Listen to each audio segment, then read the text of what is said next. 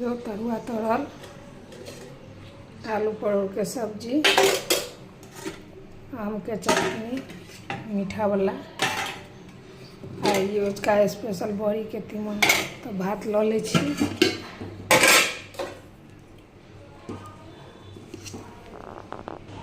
भात ल लेलहुँ। आब तरुआ सब ल ले छी। तरुआ सब ल लेलहुँ। अब सब्जी ल ले छी आलू परोर के।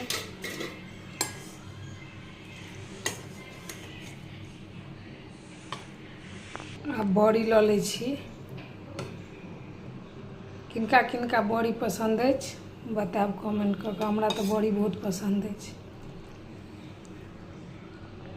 बड़ी ल लेलहुँ। आब आम के चटनी ल ले छी।